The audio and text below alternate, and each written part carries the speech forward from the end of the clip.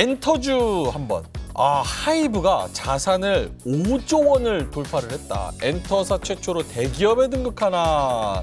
CEO 스코어가 올해 6월 말 기준으로 여러 가지 조사를 해봤는데 이제 하이브가 공시대상 기업 집단 기준, 그러니까 대기업 기준을 넘어서서 이제 자산이 5조 원 이상으로 집계가 됐다. 그래서 6월 말 기준으로 이게 그대로 유지가 된다면 하이브가 내년에는 대기업으로 공식적으로 지정이 될 예정입니다. 자, 근데 하이브가 사실 주가가 많은 분들이 좀 목표 주가를 외치는 것과는 좀 다르게 좀 못 가고 있는 그런 상황이죠. 자, 그럼 요거 한번 해볼게요. 일단 두 분. 엔터주 긍정적이다 아니다. 엔터주 OX 한번 짧게만 들어볼게요. 그다음 바로 다음 질문 할 거예요. 하나, 둘, 셋. 이거 갈리면은 질문해야 되는데. 오케이. 짧게만 가볼게요. 엔터주 왜 O고 왜 X인지 김민수 대표님부터. 짧게요? 네, 정말 짧게. 아직 인기는 여전히 유지가 되고 있는데. 그래도 좀 비싸긴 하잖아요. 구간이 사실. 그러니까 비싸죠. 예.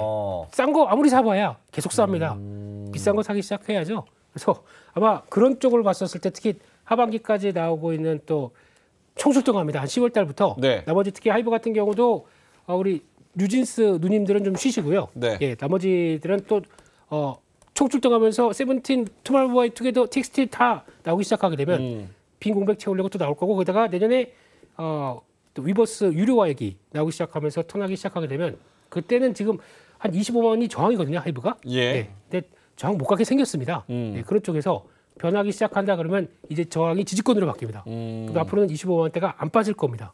그런 날까지 뉴진스 화이팅! 안 도와주시네요. 아예 기도 매매로 그냥 가시는 것 같은데. 알겠습니다. 그러면 요거 한번 여쭤볼게요. 사실 지금 엔터주가 비싼데도 계속 오른 건 재료가 세 가지가 있습니다. 돈 잘 벌어서 실적 찍히고, 그리고 세계적인 스타들이 나와서 글로벌화에 어느 정도 성공을 했고, 세 번째로는 신인 등장에 대한 기대감이 있고, 이렇게 세 가지인데 이 세 가지 재료가 어느 정도 많이 반영이 되지 않았냐.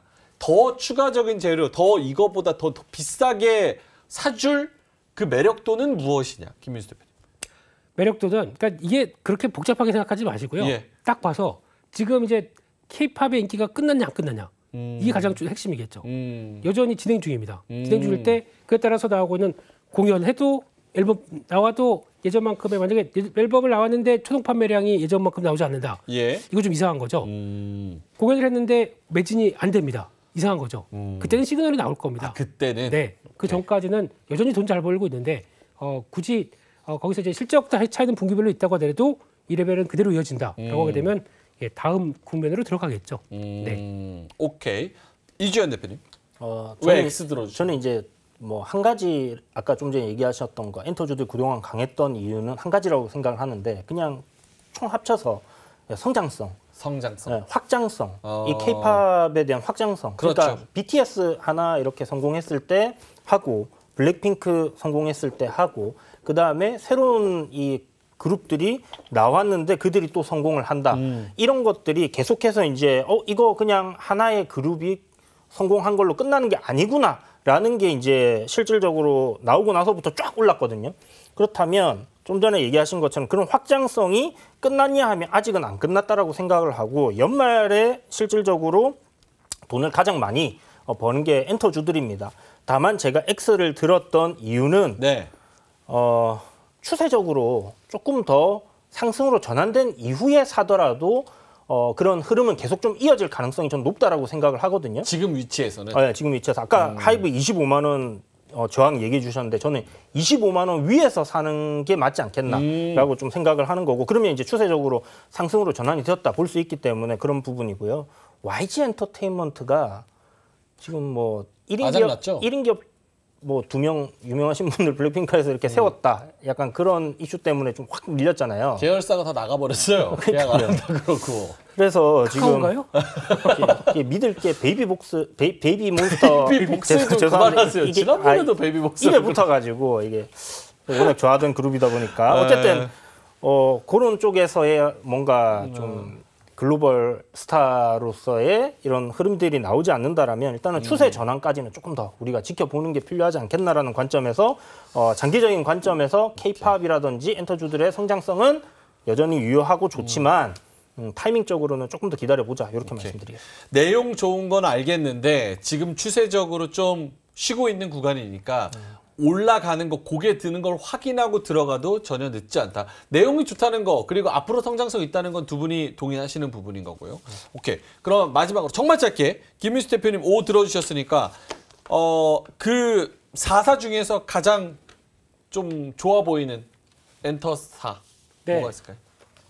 팬덤과 팬덤과 투자의 영역은 다른 거기 때문에 네. 예, 분명히 구분을 하겠습니다. 그렇죠? 투둥이긴 하지만 네. 다른 걸 선택하겠습니다. 네. SM입니다. SM. 네. 왜요? SM이 그러니까 어차피 그러니까 YG 같은 경우는 아직도 이제 보니까 아까도 법원에 왔다 갔다 하시더라고요. 네, 그 형님께서. 예. 그래서 그런 상황에서 아직 뭐 끝나지 않은 여러 가지 문제가 있는데 중요한 문제가 나올 때마다 확인되지 않았다.